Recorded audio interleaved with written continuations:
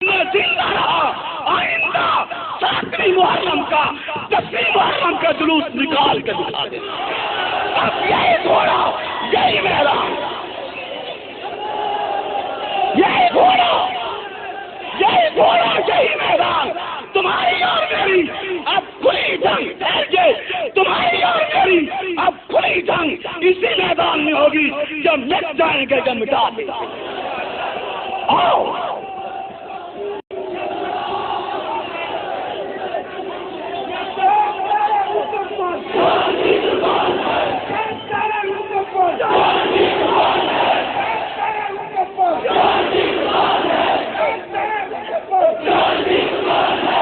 میں عرض یہ کر رہا تھا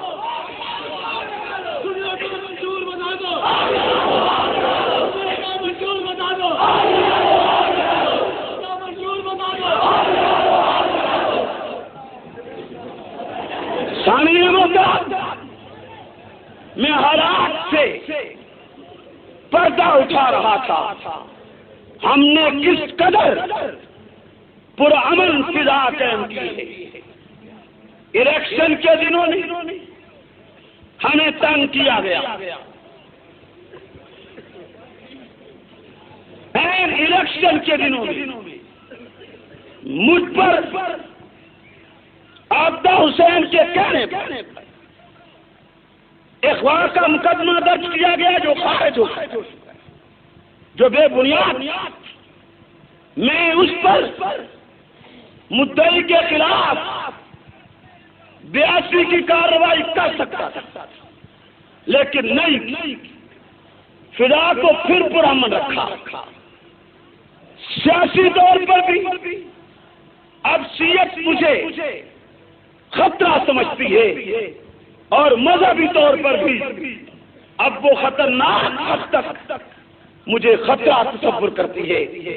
لیکن میں اگر زندہ رہا تو خطرہ بڑھ کر رہوں گا، نہیں رہا تو نہیں.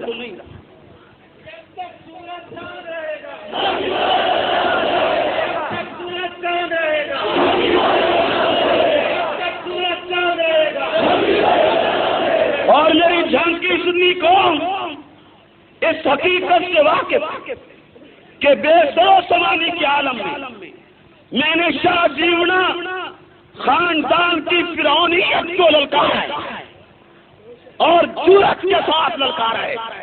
اور آج الحمدللہ اس پوزیشن میں ہوں کہ آئندہ آسانی کے ساتھ مقابلے میں آنے کی کوئی جرأت نہیں کر رہا. اس لیے وہ آج میری جان سے کھیلنا چاہتے ہیں. لیکن اگر مجھے رب نے زندہ رکھنا ہے تو میں تمہاری چھاتیوں پر منہ ڈال کے زندہ رہوں گا.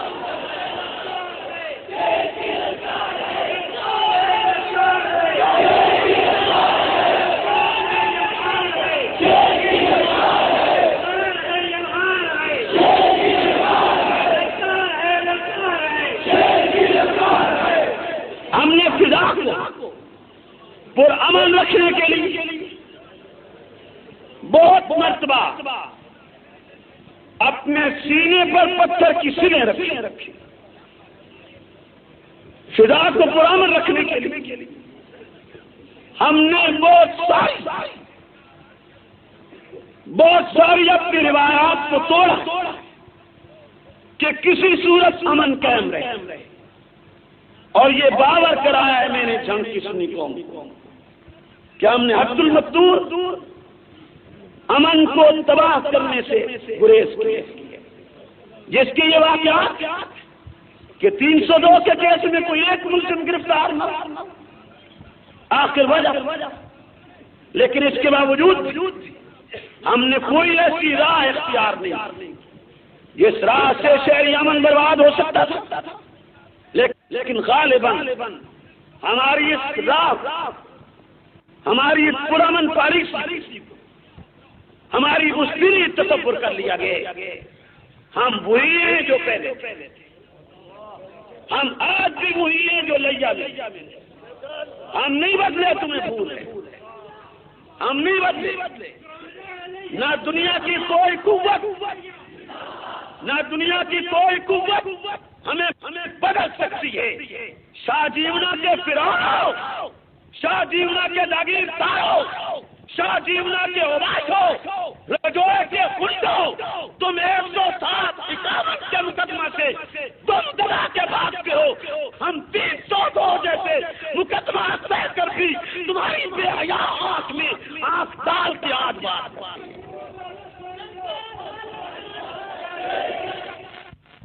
اگر یہ غنڈہ گردی، یہ تشدد، یہ بے حیائی اور بربریت کب تک برداشت کی جا سکتی ہے؟ آخر ہم دل رکھتے، پتھر نہیں رکھتے، ہم دل رکھتے ہیں، سنگ نہیں رکھتے، ہم دل رکھتے اینٹ نہیں رکھتے کہ اس پہ کوئی اثر نہ۔ ہم بھی انسان، ہم نے اپنے طور پر کوشش کی کہ صبر و تحمل کے ساتھ اس فضا کو پرامن رکھا جائے، لیکن غالباً کسی گہری سازش کے تحت اس فضا کو مقدر کرنے کی ابتدا چنی اوٹ سے کی گئی۔ شیعوں نے اپنے تعزیے کو آگ لگا کر نواز شریف سے 1 لاکھ روپیہ وصول کیے اور 22 دن تک ہمارے آدمی بے گناہ اندر رکھے جو ڈسچارج۔ کچھ دن گزرے، پھر ایک تعزیے کو آگ لگی، اور آگ بھی بڑی ہوشیار ہے، ایک مختصر کا حصہ جلاتی ہے، باقی کو چھوڑ دیتی ہے۔ پھر آواز اٹھی، اور اب یہ آواز آئی ہے کہ اس تعزیے کو آگ لگوانے میں حق نواز منصور چلیوٹی کا ہاتھ ہے اور اس کی سپاہ صحابہ کے کارکن چلا رہے۔ پھر ہمارے کارکن گرفتار کر لیے گئے اور انہیں 14 دن اندر رکھا گیا۔ میرے اور چلیوٹی کے سر کی پھر قیمت لگائی گئی جو آپ نے اشتہارات میں پڑھی ہو۔ کچھ لوگ اس وقت کہتے تھے ایسے ہوائی بات ہوگی، لیکن گزشتہ رات کے حملے کے بعد یہ چیز متعین ہو گئی کہ وہ بات ہوائی بات نہیں، شیعہ مکمل جارحیت پہ اتر چکا ہے۔ اور جیسے میرے برادر محترم جناب ضیاء الرحمان صاحب فاروقی علامہ احسان الہی ظہیر شہید کا تذکرہ کر رہے تھے، شیعہ احسان الہی ظہیر شہید کا قاتل تھا اور ہے، لیکن آج تک وہ دندناتا پھر رہا ہے۔ میں آج اس نمائندہ ہزاروں کے اجتماع میں اعلان کر رہا ہوں، اگر کل کو مجھے قتل کر دیا جائے تو میرا قاتل ساجد علی نقوی ہوگا، میرا قاتل سردار زادہ ظفر عباس ہوگا، میرا قاتل شیعوں کے ایک ذاکر غلام حسین غلام عباس نجفی ہوگا، میرا قاتل عابدہ حسین ہوگی۔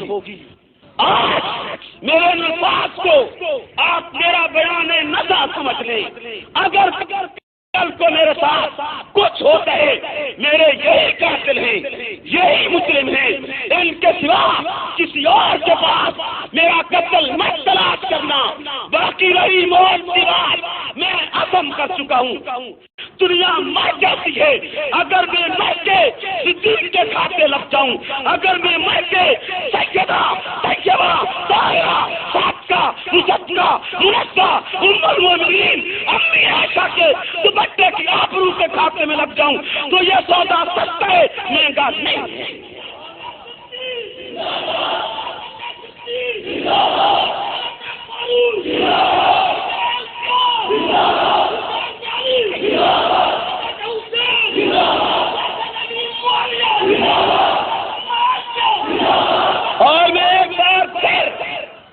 اور میں ایک بار پھر پر اعتماد لے کے میں کہتا ہوں کیا اگر مجھے قتل کر دیا گیا تو میرا لہو پاکستان میں ایک سنی تحریک کو جنم دے گا انشاءاللہ، اور وہ تحریک شیعہ کو پاکستان کے آئین میں غیر مسلم اقلیت قرار دلوا کے دم لے انشاءاللہ۔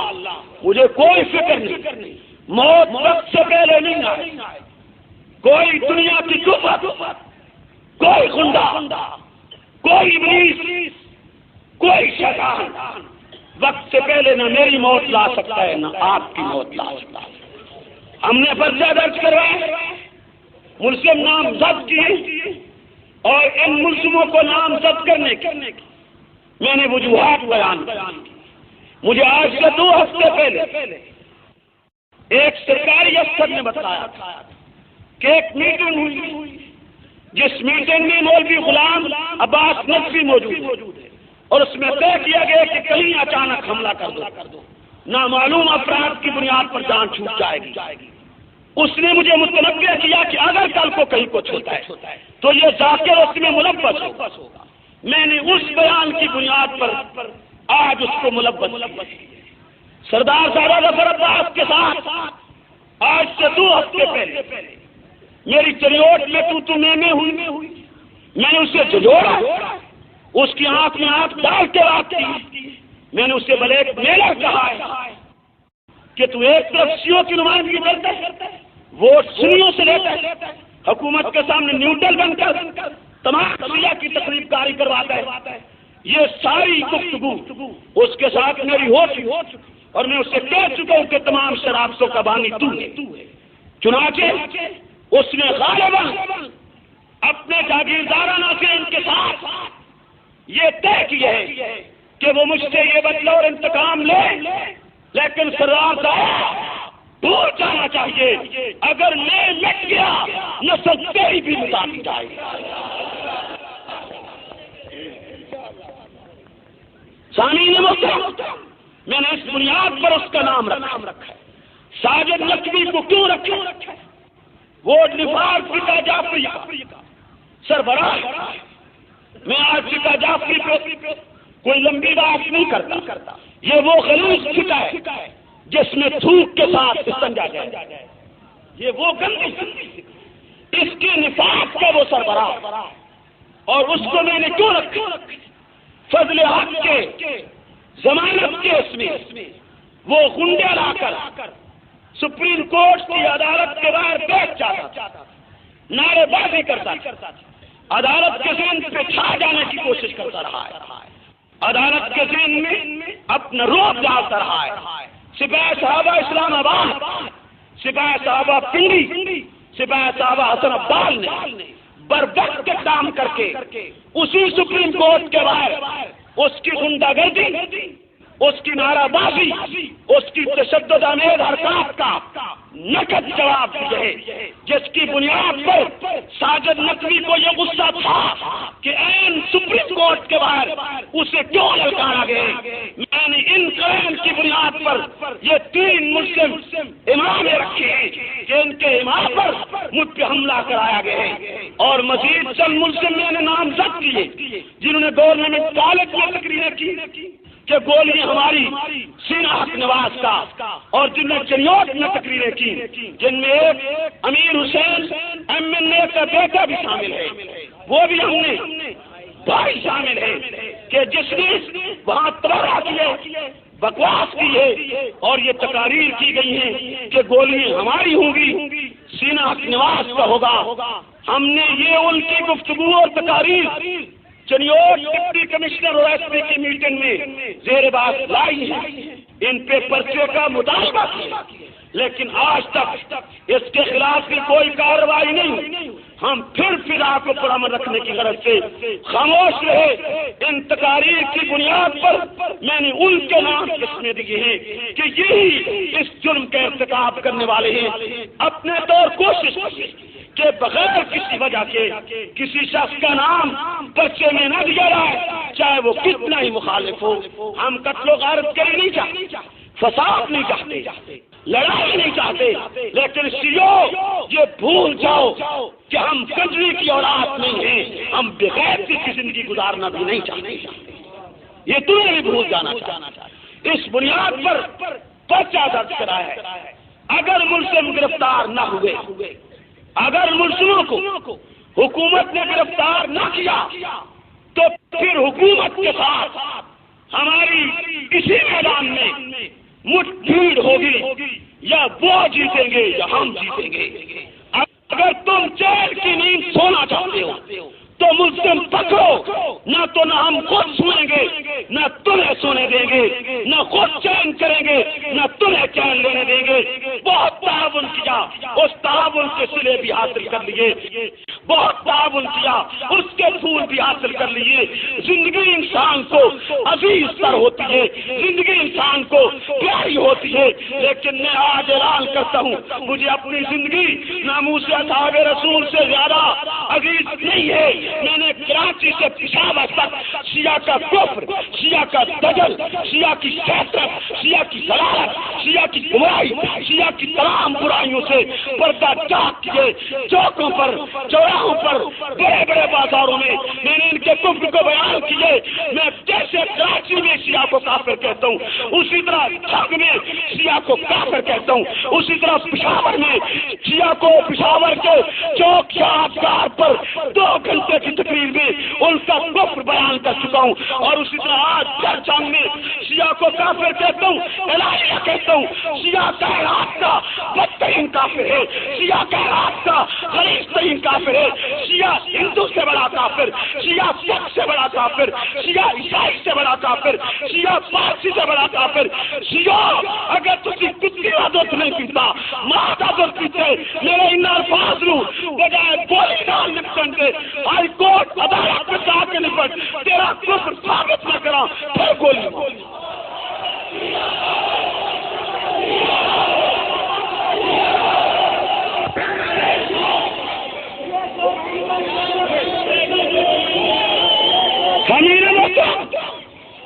تو جو رہ گئے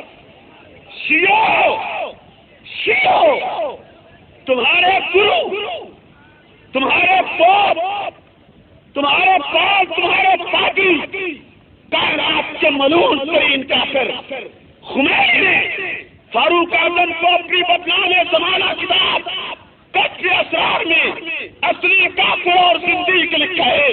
اس کے کفر کی بنیاد پر خمینی کو دل میں 1000 مرتبہ مرتد اور کافر کا نام ایمان آبدہ حسین کو اپنا سورج غروب ہوتا نظر آتا ہے تو وہ سازشوں کی پشت پناہی کرتی ہے۔ نہیں رہی توجہ آپ کی میری طرف، اسے اپنا سورج ڈوبتا نظر آتا ہے، غروب ہوتا نظر آتا ہے۔ وہ اب چیختی اور چلاتی ہے کہ میرے کام نہیں ہوتے، لندن میں بیٹھ کر کام نہیں لیے جاتے، کام جھنگ میں بیٹھ کے کیے جاتے۔ اسے اپنی سیاسی شکست غالباً مستقبل میں نظر آ رہی ہے، اس لیے وہ سازشوں کی پشت پناہی کرتی۔ شاہ جیونا کا جاگیردار اپنا غرور کا سورج ڈوبتا دیکھتا ہے تو وہ سازشوں کی پشت پناہی کر رہا ہے۔ رجوع کے ایک سردار زادہ، جسے سردار زادہ کہنا جرم ہے، وہ کوئی اور شاعر ہے، وہ کوئی اور نسل ہے۔ اسے بھی غالباً چونکہ مجھے چنیوٹ میں داخل ہونے، دھمانہ میں داخل ہونے کے مواقع مل گئے، جسے انہوں نے غالباً ایران بنا رکھا، یا جسے انہوں نے غالباً قبیلی علاقہ سمجھا ہوا، یا جسے انہوں نے ماں کا دودھ سمجھ رکھا تھا، اسے بھی خطرہ نظر آیا کہ شاید سنی بیدار یہ تمام تر سیاسی انتقامات لینے کی ساتھ سے ہی اور پروگرام میں زندہ رہا، لڑوں گا اسی طرح جس طرح لڑنے کا حق ہے، مر گیا تو میرا لہو بھی تم سے انتقام لے گا، انشاءاللہ لے گا، نہیں لے گا انشاءاللہ لے گا۔ موت زندگی برابر کا چھوڑ، اس نے زندہ رکھنے اس کی مرضی، اس نے مار لینا ہے اس کی مرضی ہے۔ مسئلہ یہی ہے جو آپ کے وعدے کر دیا، شیعہ کل بھی کافر تھا، شیعہ آج بھی کافر۔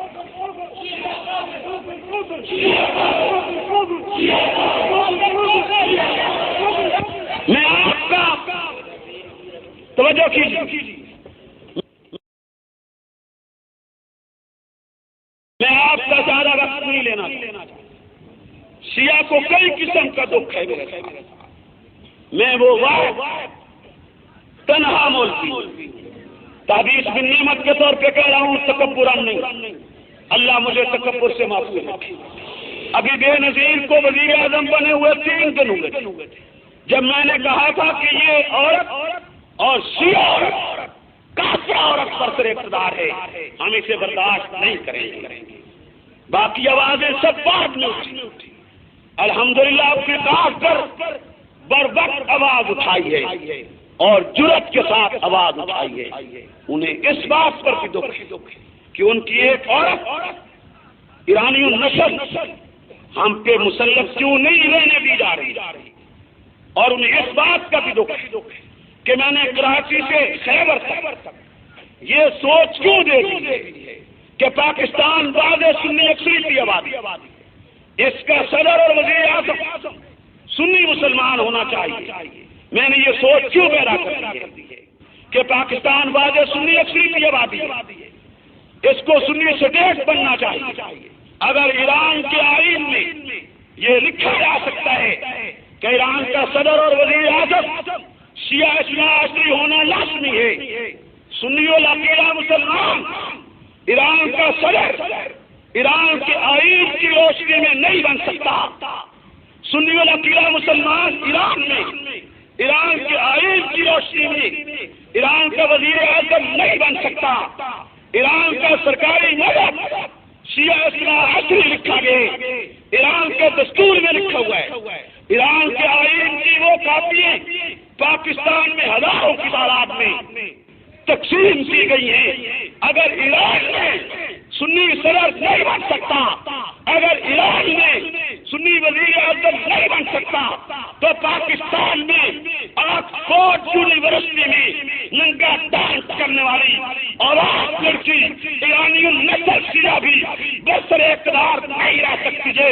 ہم چاہے اس کا تختہ آج الٹے چاہے کل الٹے، یہ تختہ الٹا جائے گا۔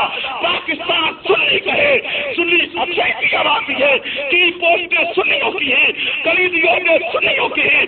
42 سال سے ہمارا حق غصب کیا گیا، ہم یہ جرأت کے ساتھ، بہادری کے ساتھ، دلیری کے ساتھ لینا چاہتے ہیں۔ یہ وہ آواز ہے جو شیعہ کو رات چین کی نیند نہیں سونے دیتی، اور وہ میرے وجود سے کھیلنا چاہتے ہیں۔ اب مرضی سنیوں آپ کی ہے، اس آواز پر لبیک کہو، یہ میری جان سے ہاتھ سے ہاتھ۔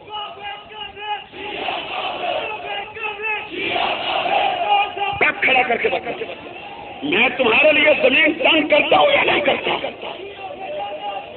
نور جہاں کی گود میں پرورش پانے والی آواز نسل موت وقت سے پہلے نہیں آ سکتی، موت کا وقت متعین ہے۔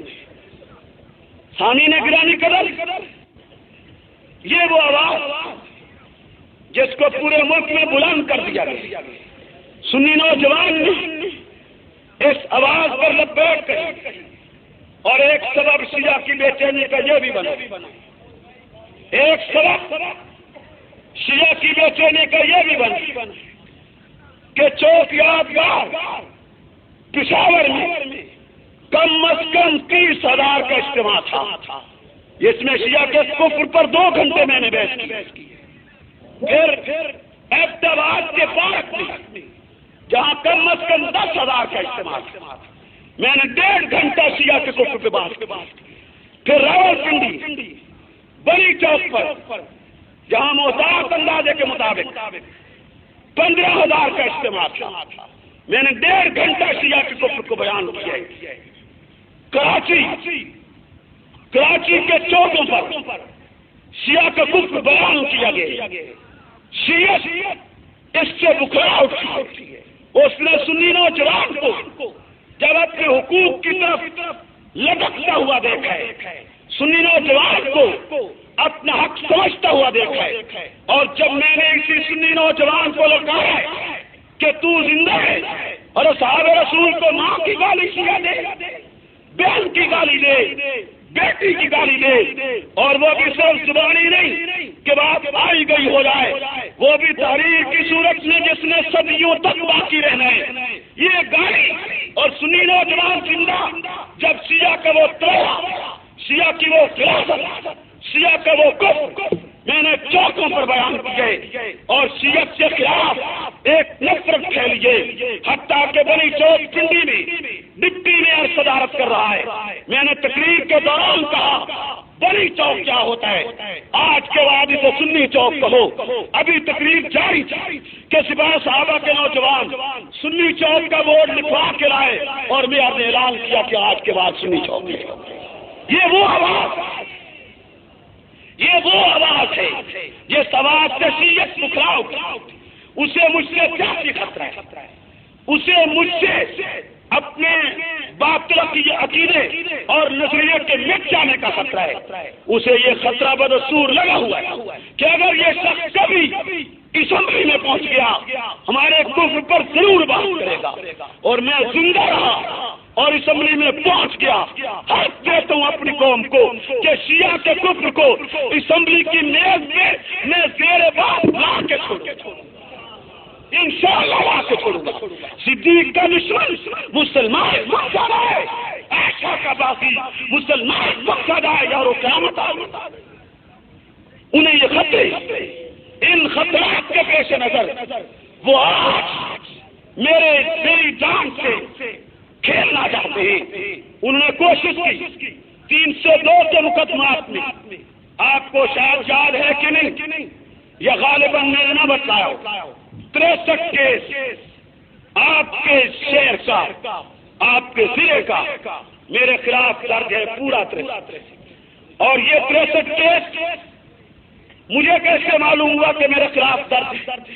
ہائی کورٹ کو ڈپٹی کمشنر نے مجھے انتہائی خطرناک آدمی ثابت کرنے کے لیے باقاعدہ مقدمات کی ترتیب دے کر پیش کیا۔ 63 مقدمے آپ کے ضلع میں، میرے ضلع میں مجھ پہ بنائے گئے۔ ان مقدمات میں 302، ان مقدمات میں اغوا، ان میں ڈکیتی، ان میں چوری تک کے مقدمات درج ہیں۔ حد ہو گئی، میری کردار کی انتہا ہو گئی ظلم و ستم کی، جب 302 کے مقدمات کی وجہ سے بھی شیعہ میری آواز نہیں روک سکا، ڈکیتی اور چوری کے مقدمات جھوٹے درج کرانے کے بعد بھی وہ میری کردار کشی نہیں کر سکا، وہ مجھ سے میری سنی قوم کو نہیں توڑ سکا، بلکہ اسے میں ایک سیاسی خطرہ بن کے نظر آنے لگ گیا ہوں، تو وہ اب براہ راست میری جان سے کھیلنا چاہتا ہے۔ میں ایک بار پھر کہتا ہوں، میں قتل و غارت کری پہ یقین نہیں رکھتا، فساد پہ یقین نہیں رکھتا، مذہبی اختلاف کو دلیل سے نپٹانے پر یقین رکھتا ہوں۔ تمہیں بارہا ہائی کورٹ میں آنے کی دعوت دے چکا ہوں، لیکن اگر تم میری جان سے کھیلو گے تو پھر تمہارا بیج پاکستان کے سپاہی صحابہ مٹا کے دیں۔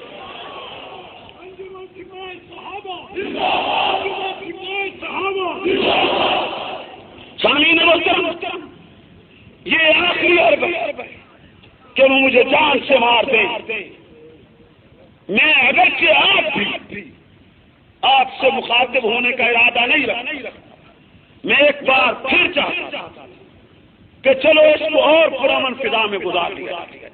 میں نے شہر میں صبح کسی کو اطلاع نہیں، ابتداءً تھانے چلا گیا، رفتہ رفتہ جنگل کی آگ کی طرح یہ خبر پھیلی، اور اس وقت پورے ملک میں یہ خبر پہنچ چکی ہے، جبکہ اخبارات کل آئیں۔ اس طرح پھیلی ٹیلی فونوں کے ذریعے۔ مجھے دوست احباب نے مجبور کیا کہ آج احتجاجی جلسہ ہونا لازمی، زیادہ صبر کا مظاہرہ کرنا برے نتائج کا پیش خیمہ ثابت ہوگا۔ اس لیے میں نے دوست احباب کی یہ رائے تسلیم کی اور آپ کو شارٹ نوٹس پر دعوت دی۔ میں دعوت دیتا ہوں آپ کے جذبے کو، اور دعوت دیتا ہوں آپ کو کہ آپ نے یہ حوصلہ افزائی کی، اور دعوت دیتا ہوں آپ کو سنی قوم کے ساتھ محبت اور اصحاب رسول کے ساتھ عقیدت کی کہ آپ شارٹ نوٹس پر اتنی بڑی تعداد میں تشریف لائے۔ رب العزت اٹھنا نہیں، آپ کو کس نے کہا کہ بات کریں؟ میں دعوت دیتا ہوں، میں نے ایک بہت بڑا ہمیران، میں دعوت دیتا ہوں آپ کی اس آمد کو شارٹ نوٹس پر، آج اس اسٹیج پر آپ کو میرے مکتب فکر کے تمام علماء چنیوٹ شور جھانک کے نظر آئے ہیں۔ یہ رب العزت کا ایک بہت بڑا احسان ہے کہ آج اس پرفتن دور میں بھی جنگ کے علماء گویا ایک کنبہ شمار ہوتے ہیں. الحمدللہ ثم الحمدللہ، یہ بہت بڑی نعمت ہے. میں علماء کا بھی شکر گزار ہوں جنہوں نے اپنے عزیز کی طرح، بھائی کی طرح، بچے کی طرح ساتھ دیے. آپ کا شکر گزار ہوں کہ آپ کے ساتھ دیے. اسی کے ساتھ علماء کی ایک مغرب کے بعد میٹنگ ہوئی جس میں طے پایا ہے کہ انجمن تاجران سے، دکانداران سے، شہری سنی عوام سے پردرد الفاظ میں اپیل کی جائے کہ وہ پرسوں مکمل ہڑتال کریں اس غنڈہ گردی کے خلاف. میں آپ کی وساطت سے کریں گے آپ ہڑتال. میں آپ کی وساطت سے، اگر آپ سوچتے ہیں کہ میں نے دین کی جنگ لڑی ہے، آپ سوچتے ہیں میں نے مذہب کی جنگ لڑی ہے، آپ سوچتے ہیں میں نے امہات المومنین کی تکلیف کی جنگ لڑی ہے، آپ سوچتے ہیں میں نے ناموس صحابہ رسول کی آبرو کی جنگ لڑی ہے، بچے ویران ہوئے، گھر برباد ہوا، اب کئی آئی، بیڑی آئی، جیل آئی، مشکلیں آئی، مصیبتیں آئی. اگر آپ سوچتے ہیں کہ ہماری لائن صحیح ہے تو پھر پرسوں کو آپ مثالی ہڑتال کر کے واضح کر دیں کہ سنی قوم اب انتقام لیے بغیر چین کی نیند نہیں سوئے گی.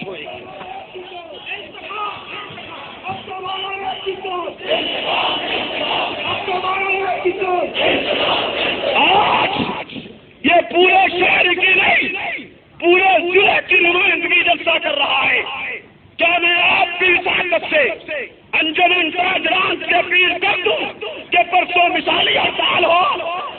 آپ تائید کرتی دونوں ہاتھ بلند کر کے، دونوں ہاتھ. رب العزت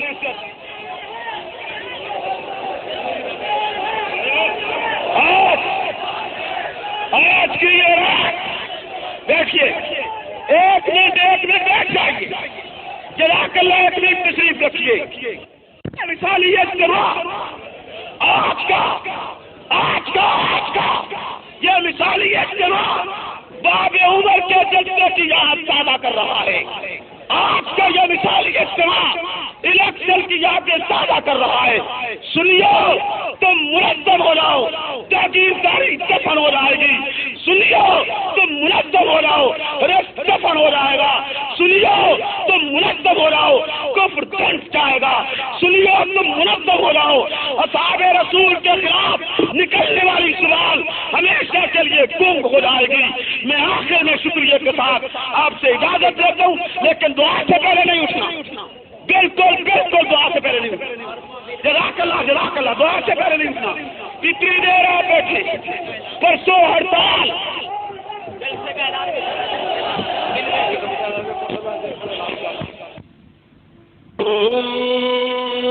اصحاب کے نعروں سے،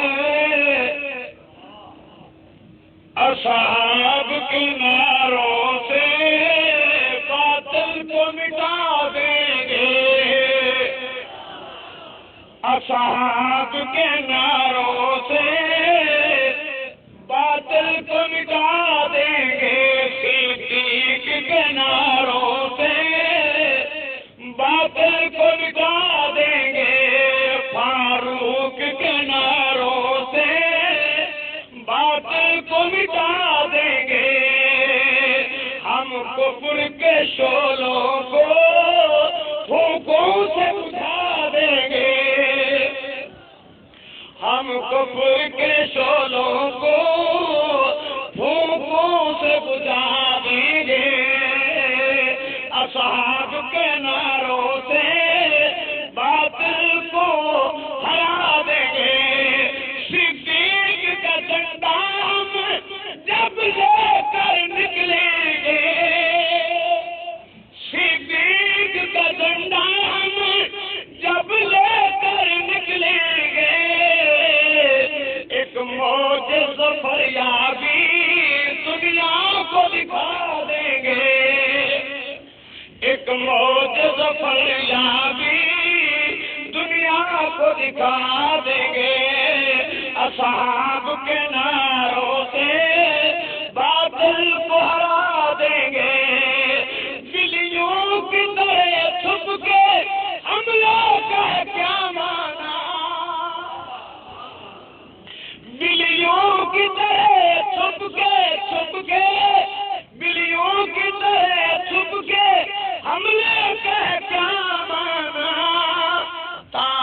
ہے تو سامنے آ، طاقت ہے تو سامنے آ، پل بھر میں مٹا دیں گے۔